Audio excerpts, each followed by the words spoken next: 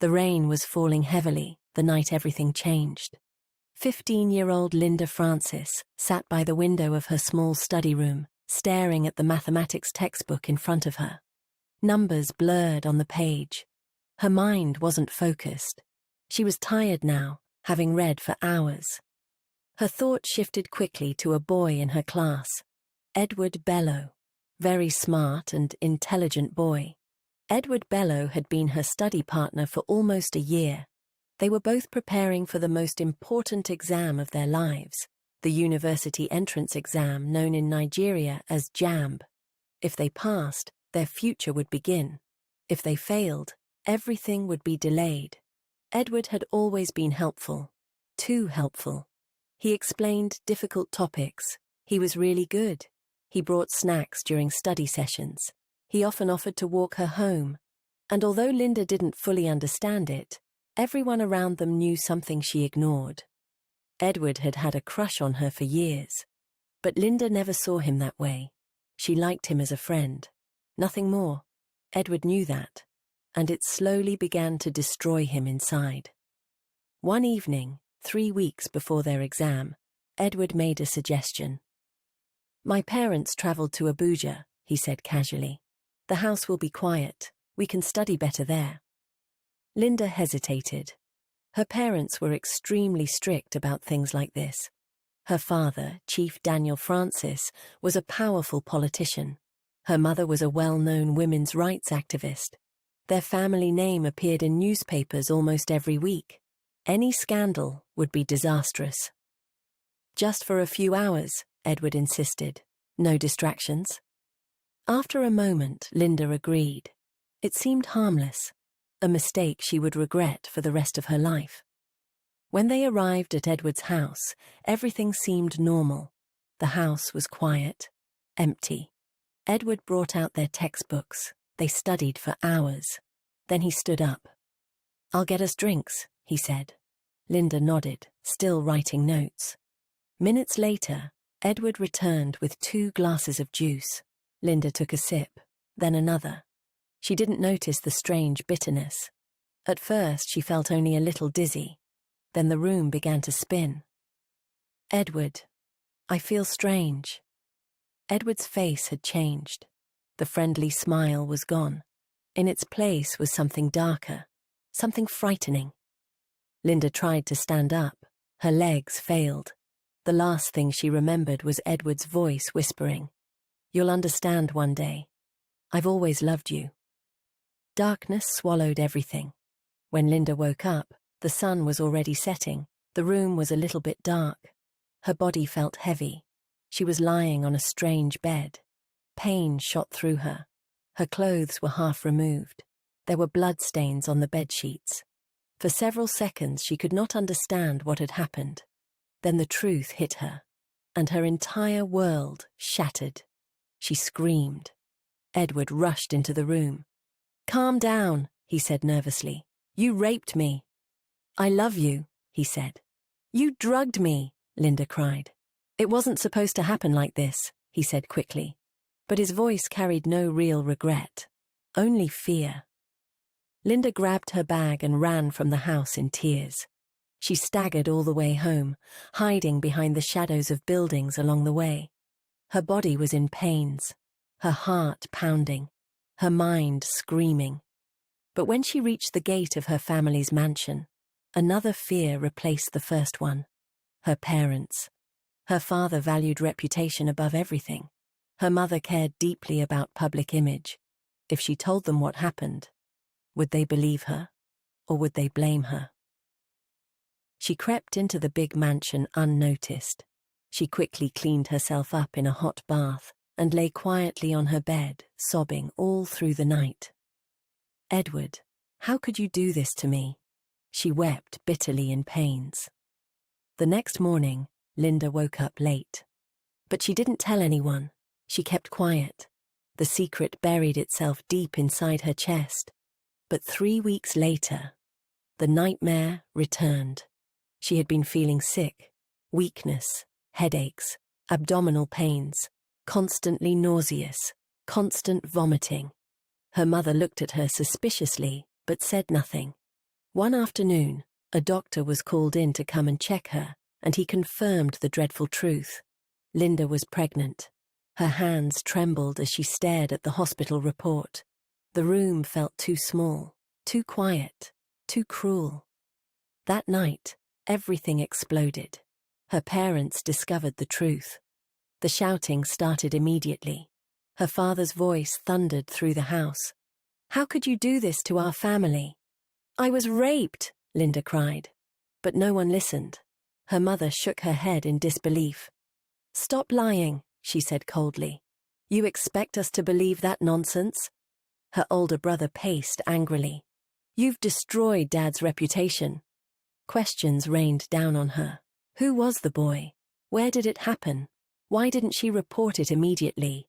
Why didn't she scream? Why didn't she fight? Linda tried to explain, but every answer only made them more suspicious. They didn't see a victim. They saw a scandal, and scandals had to be erased. Within days, her parents made a decision, one that would change Linda's life forever. They drove her far away. Hours passed. Cities disappeared. Roads became rough. Eventually, they arrived at a small remote village. There, a frail 70-year-old woman named Mama Ruth opened the door of a small village house. Mama Ruth was the mother of one of Chief Francis's political allies. "This girl will stay with you," her father said briefly. "I hope you understand the situation, Ma." Mama Ruth nodded quietly. No explanations, no questions. Her parents left that same evening. They didn't hug her. They didn't say goodbye. They simply drove away. Linda watched their car disappear down the dusty road. For the first time in her life, she was completely alone. The following 9 months were the hardest months of her life. Mama Ruth was kind, gentle, but life in the village was harsh. No luxury, no privacy, no friends, just long days and lonely nights. Linda cried often. She wondered about Edward, about the baby growing inside her, about the family who had abandoned her. Mama Ruth would sometimes sit beside her.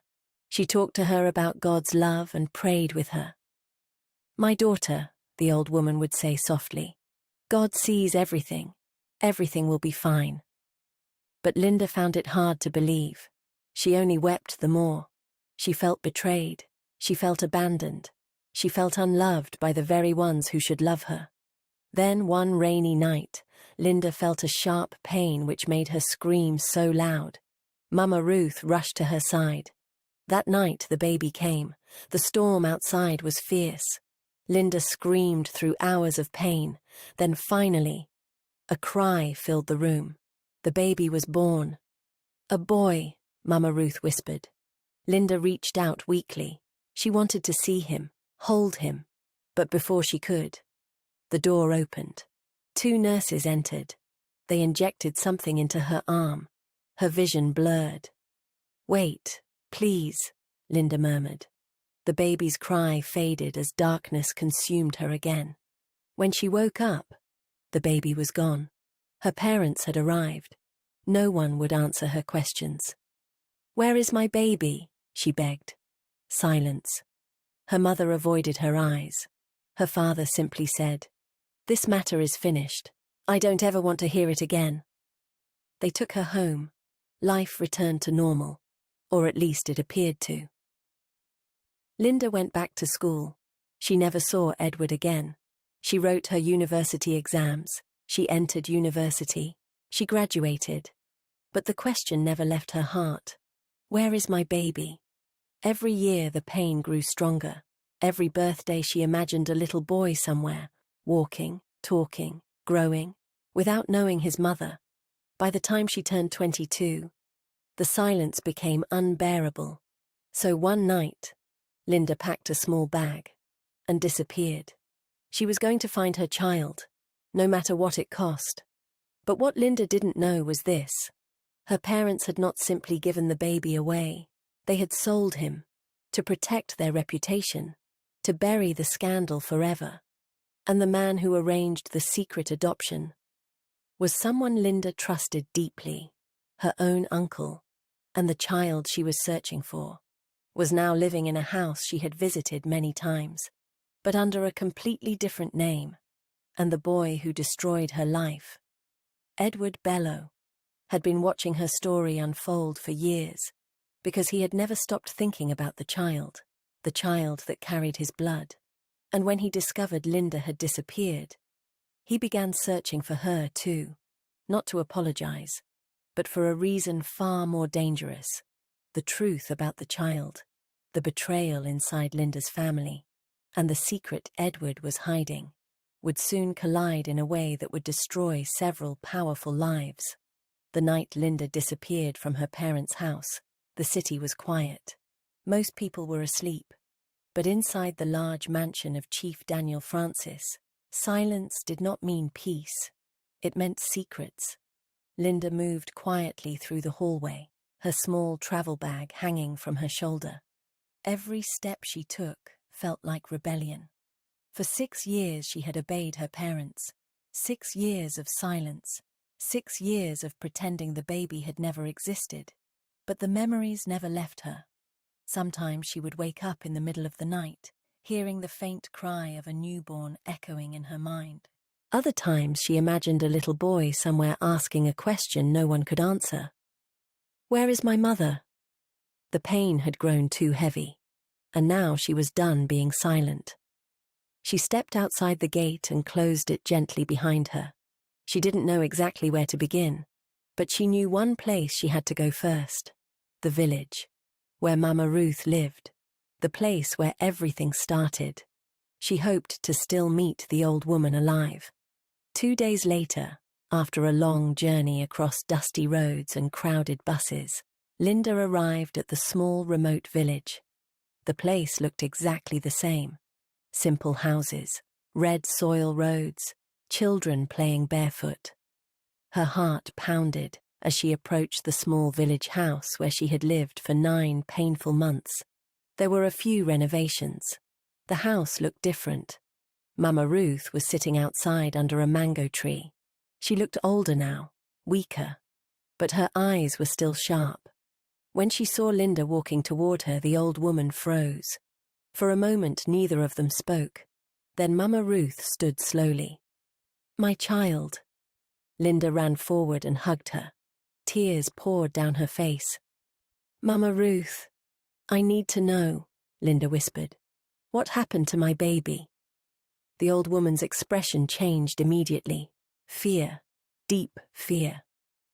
"You should not be here," Mama Ruth said quietly. "Please," Linda begged. "I've waited 6 years." Mama Ruth looked around the village road nervously. Then she gestured for Linda to come inside. When the door closed, the old woman sighed heavily. "I always knew this day would come." Linda held her breath.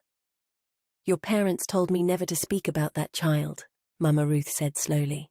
"But I cannot lie anymore." Linda's hands trembled. "What happened to him?" Mama Ruth hesitated. Then she revealed the first shocking truth. "Your baby was taken away the same night he was born." "I know," Linda said. "But where did they take him?" Mama Ruth shook her head. "I don't know the exact place." Linda's heart sank. "But I do know one thing," the old woman continued. "They did not take him alone." Linda frowned. "What do you mean?" Mama Ruth looked straight into her eyes. "Your uncle came with them." Linda froze. Her uncle? Uncle Victor, her father's younger brother, the man who always joked with her, the man she trusted more than anyone in the family. "What was he doing there?" Linda whispered. Mama Ruth's voice dropped to a whisper. "He arranged everything." The journey back to the city felt heavier than the first one. Now Linda's mind was racing. Why would Uncle Victor be involved? What exactly had he arranged? By the time she arrived back in the city, the pieces of the puzzle were beginning to form, and they terrified her. She decided to confront him. She didn't go home first, but went immediately to see her uncle. Uncle Victor owned a large business complex downtown. When Linda entered his office, he looked genuinely shocked. "Linda." His smile quickly faded. "Oh goodness, where have you been? Your parents have been looking for you." Linda closed the office door slowly. "I went to the village," she said. Victor's face went pale. He understood immediately what that meant. "What did Mama Ruth tell you?" "Enough," Linda replied quietly. Silence filled the room. Then Victor sighed and sank into his chair. "You shouldn't dig up this past," he said. "I have the right to know where my child is." Victor looked at her carefully. "You really want the truth?" Linda nodded. Victor leaned back slowly. Then he revealed something that made Linda's world spin. "Your father did not give the baby away." Linda felt her heart stop. "He sold him." The words echoed through the room like thunder. Linda stepped backward. "That's what Mama Ruth said." Victor rubbed his forehead. "A wealthy couple wanted a child. They were willing to pay a large amount. Your father thought it was the easiest way to erase the scandal." Linda felt her knees weaken. "How much?" she whispered. Victor hesitated. 10 million naira. The room felt like it was closing in. 10 million naira. That was the price placed on her child, as if he was just a piece of land. Tears rolled down Linda's face. "Who bought him?" she asked. Victor looked at her with deep regret. "You know them." Linda's heart pounded violently. "Who?" Victor spoke the name slowly. "The Thomas." Linda gasped. She knew the Thomas. They were close political allies of her father. She had visited their house several times during political events, and suddenly a memory flashed in her mind. A little boy, about 6 years old, bright eyes, curly hair. Everyone called him David Thomas. Her hands began to shake uncontrollably. "Are you saying?" Victor nodded slowly. "Yes. That boy is your son." Across the city, 6-year-old David Thomas sat on the grass under a large mango tree. He was drawing in a sketchbook. He had drawn a woman he had seen only in dreams, a woman he somehow felt connected to. His adoptive mother called from inside the house. "David, what are you doing out there?" "Drawing, Mum." "What are you drawing?" The boy looked up. "A lady." "Who is she?" David shrugged. "I don't know." He stared at the drawing quietly, and at that exact moment, Linda Francis was standing outside the Thomases' mansion, her heart pounding, her entire body trembling. 6 years of searching, 6 years of pain, 6 years of unanswered questions. And now, her son was only a few steps away. But what Linda didn't know was that another person had discovered the truth. Someone who had been watching her life quietly from a distance. Edward Bello, the boy who destroyed everything. And he had just learned something that terrified him. Because if Linda exposed the truth, his crime from 6 years ago would finally be revealed. And he was willing to do anything to stop that from happening, even if it meant destroying her life again. Linda Francis stood across the street from the massive white mansion of the Thomases family. Her legs felt weak. For 6 years she had imagined this moment. 6 years of wondering where her baby was. 6 years of crying quietly at night. And now, he was inside that house. Her son, the child she had never held, the child whose face she had never seen. Her heart pounded so loudly she felt it in her ears. She walked slowly toward the tall black gate. The security guard stopped her immediately. "Yes, Auntie?" Linda hesitated. Her mind raced for an excuse. I came to see Mrs. Thomas." The guard studied her carefully. Then recognition flickered in his eyes. "Ah, you're Chief Francis's daughter, right?" Linda forced a smile. "Yes." The guard nodded and opened the gate.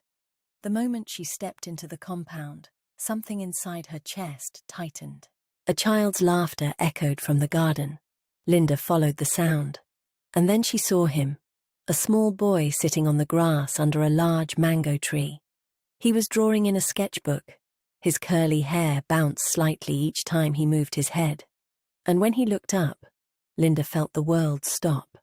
The boy had her eyes, the exact same shape, the exact same softness. Tears rushed into her eyes instantly. The little boy noticed her staring. He stood up shyly. "Good afternoon, Auntie," he said politely.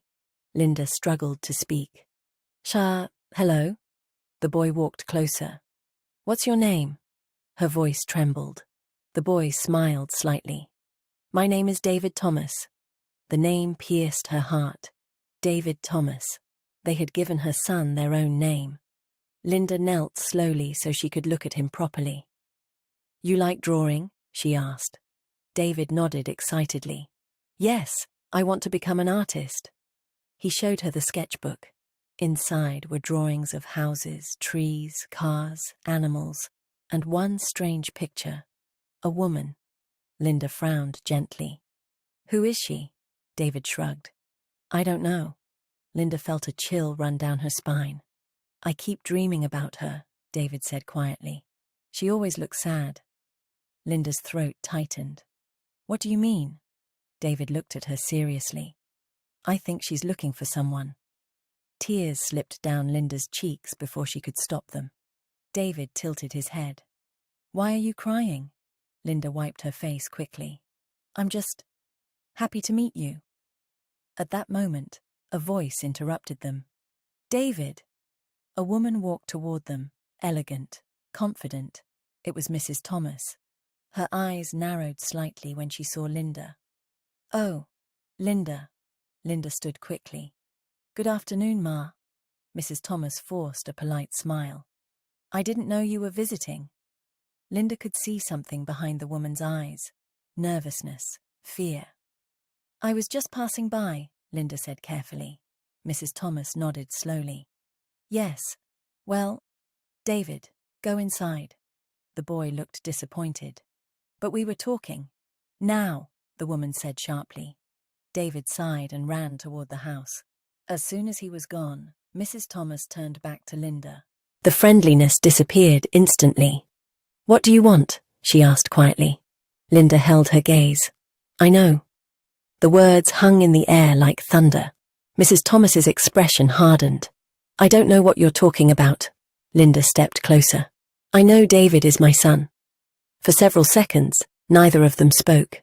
Then Mrs. Thomas laughed softly. "You shouldn't say things like that." "My uncle told me everything," Linda said. That was when Mrs. Thomas's face changed. The color drained from it. "You shouldn't have come here," she whispered. Linda's voice shook with emotion. "You bought my baby." Mrs. Thomas's eyes flashed. "No."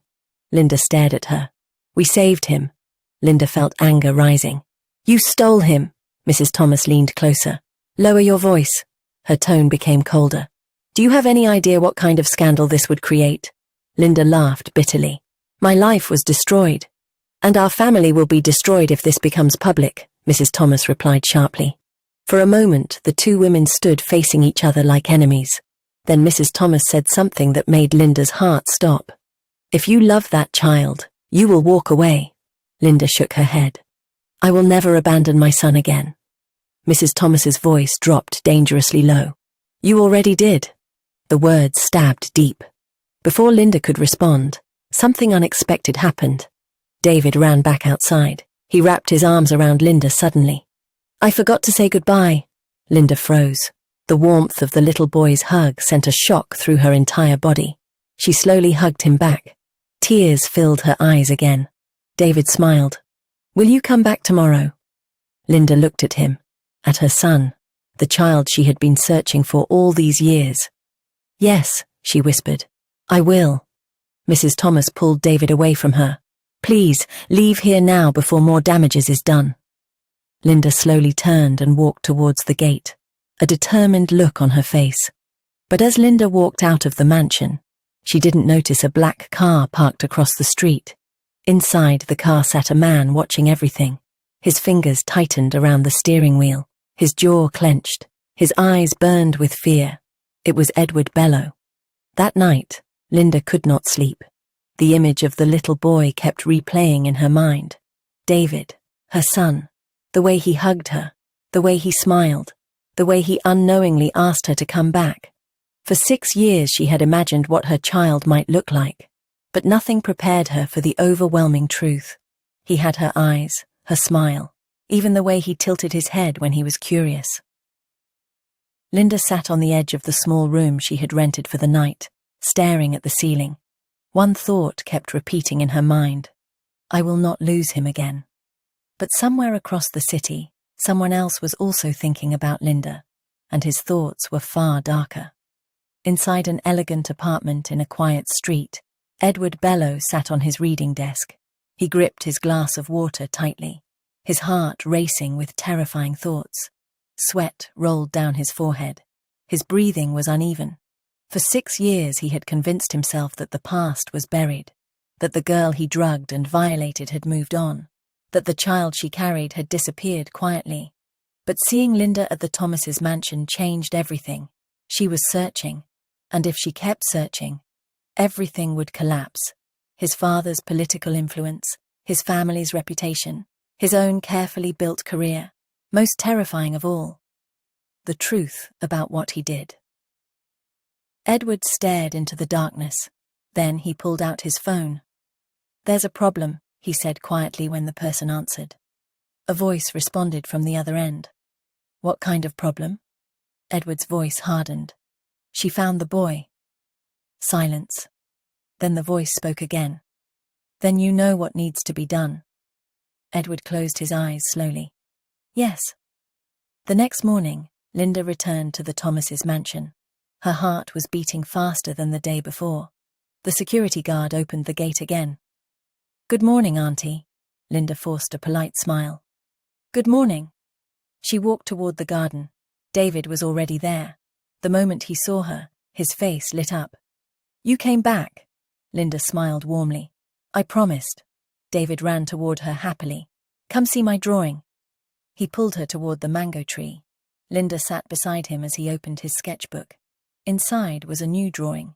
2 people, a woman, and a boy holding her hand. Linda felt tears building again. "Who are they?" she asked softly. David shrugged.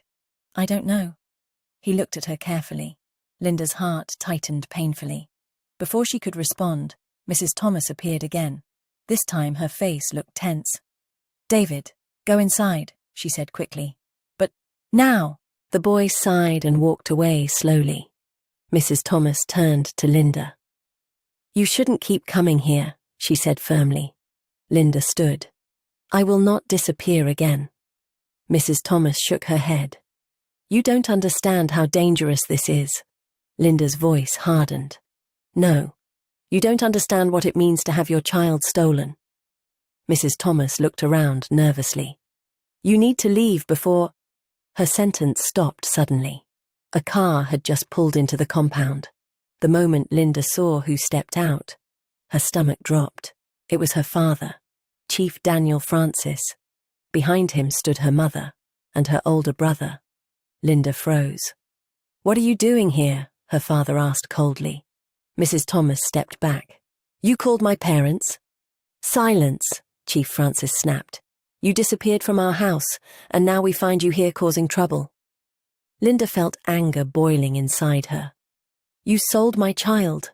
Her father's face darkened. "You don't know what you're talking about." "I know everything," Linda said. Her mother stepped forward angrily. "You are embarrassing this family again." Linda stared at her in disbelief. "Again?" Her brother spoke harshly. "You should have stayed quiet like we told you." Linda felt something inside her snap. "Did you even care what happened to me?" she cried. "I was raped." The word echoed across the compound. For the first time, her father didn't deny it. Instead, he said something far worse. "We know." The world seemed to stop. Linda stared at him in shock. "What did you say?" Her father's voice was calm. "We investigated it years ago." Her entire body began to tremble. "You knew I was telling the truth?" Her mother folded her arms. It didn't matter. Linda felt the ground disappear beneath her feet. Her father continued coldly. "Do you know what would have happened if that scandal reached the media?" Linda's voice broke. "So you sold my baby?" "We solved a problem," he replied. Those words crushed the last piece of Linda's heart. 6 years. 6 years of suffering. 6 years of believing no one believed her. And all along, they knew. They just didn't care. Tears streamed down her face. "I will expose everything," she whispered. Her father's expression turned dangerous. "You will do no such thing." Linda looked straight into his eyes. "I'm taking my son back." For a moment, no one moved. Then Chief Francis spoke quietly. "If you try, you will regret it." Linda turned and walked out of the compound. But as she stepped onto the road, a black car slowly began following her. Inside the car sat Edward Bello, watching, waiting, and preparing to make sure the truth never came out, even if someone had to disappear forever. That same evening, as Linda was walking down the street from her new apartment, she heard a movement behind her. She gasped as she saw a shadow. Edward stepped out from the shadows.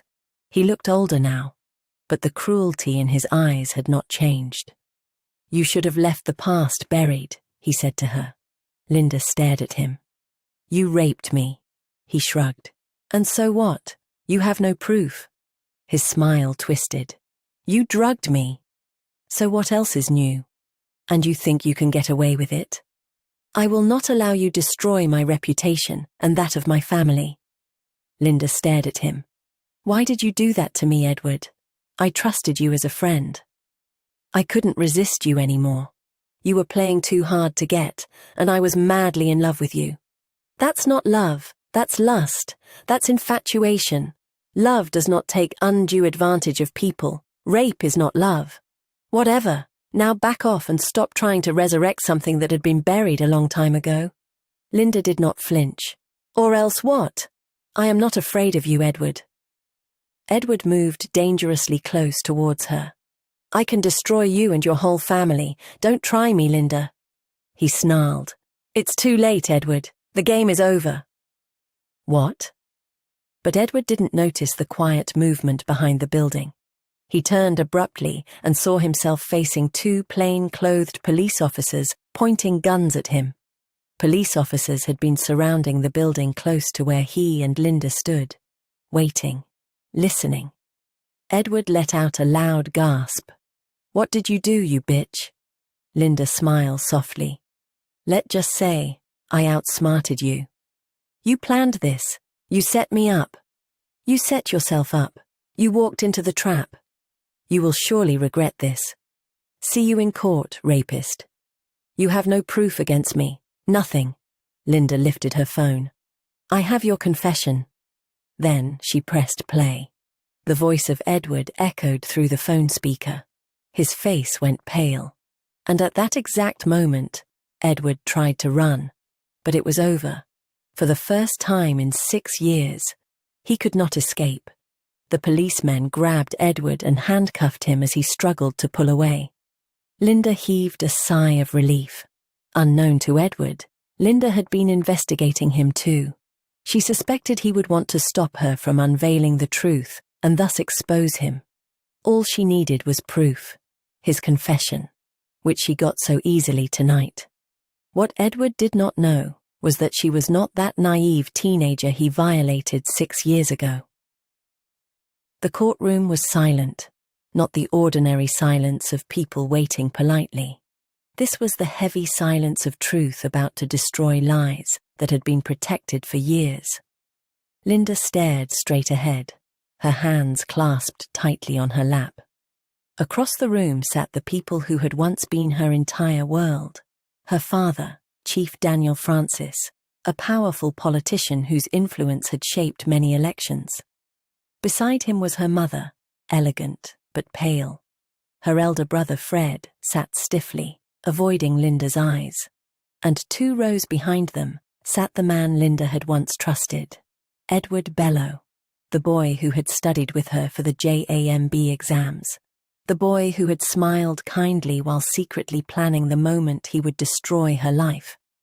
Now he looked older, but the arrogance was still there. Linda felt her stomach twist. For 6 years she had lived with questions. For 6 years Everyone had acted as if the child she carried never existed. But now the truth was beginning to surface, and it was far worse than she had imagined. The prosecutor stood. "Miss Linda Francis," he said gently, "please tell the court what happened the day you visited Edward's house."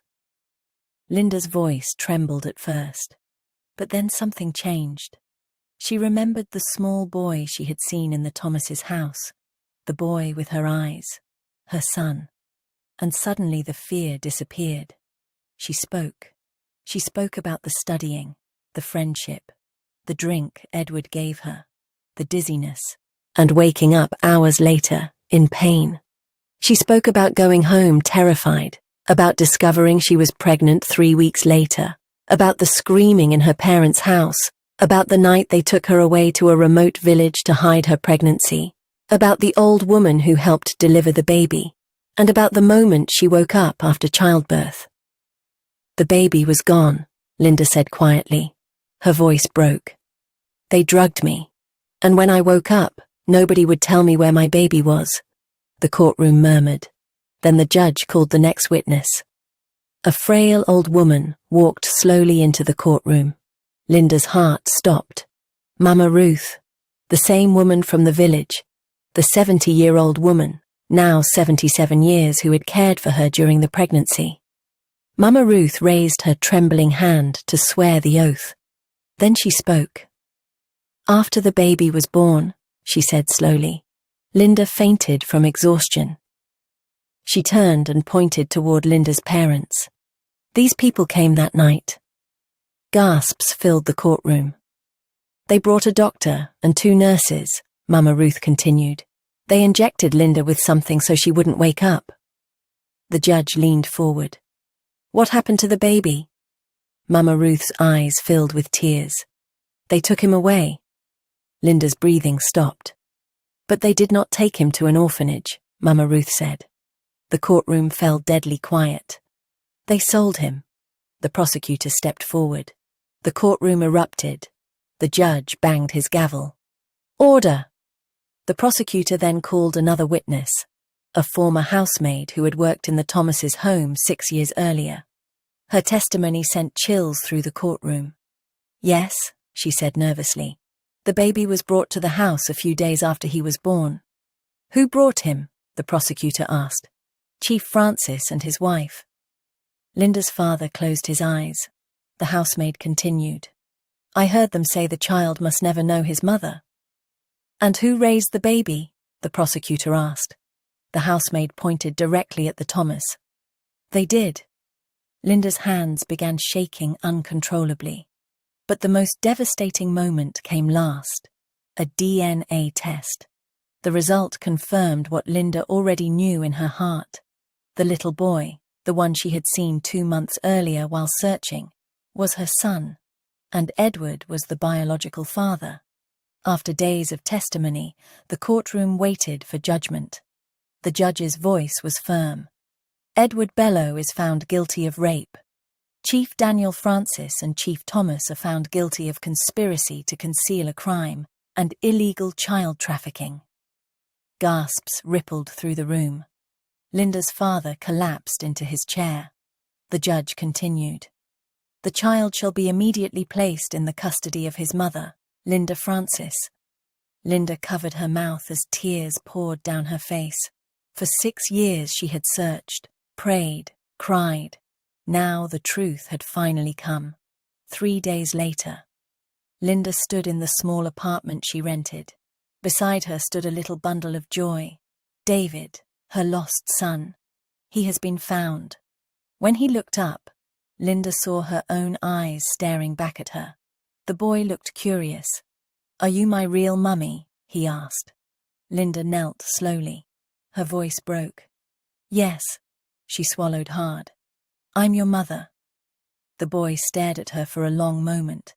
Then he asked the question that shattered her heart. "Why did you take so long to find me?" Linda pulled him into her arms. For the first time in a long time, she allowed herself to cry, really cried. The scandal destroyed 2 political families. Edward Bello went to prison. Linda's father and Chief Thomas lost their political careers, but Linda no longer cared about their reputations. She had something far more important: a second chance. Every night, when she tucked her son into bed, she whispered the same words. "They tried to erase you." She kissed his forehead. "But God kept you for me. Thank you, Jesus." Moral lessons from the story.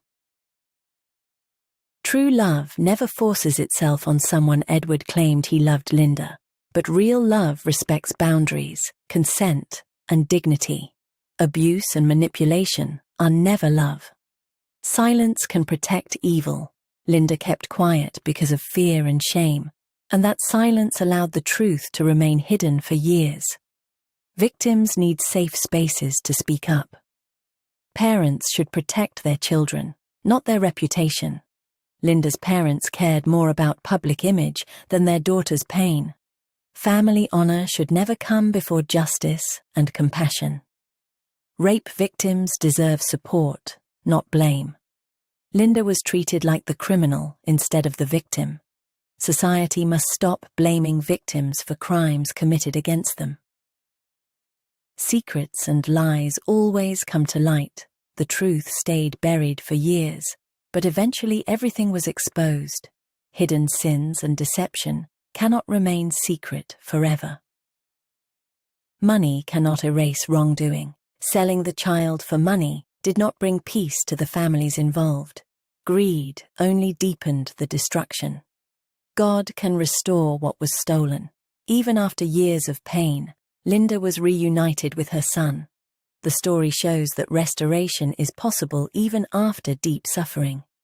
Evil actions have consequences. Edward believed he would escape punishment, but eventually he faced justice. Wrongdoing may go unpunished for a while, but consequences often come later. One courageous decision can change everything. Linda finally chose to stop living in fear and search for the truth. Courage became the beginning of her healing and justice. Children are not mistakes or scandals. David was treated like a problem to be hidden, but every child has value and deserves love, identity, and truth. If you enjoyed this story, don't forget to like and subscribe to this channel so that you can be notified when we drop more interesting stories. Leave comments below. Thanks for watching.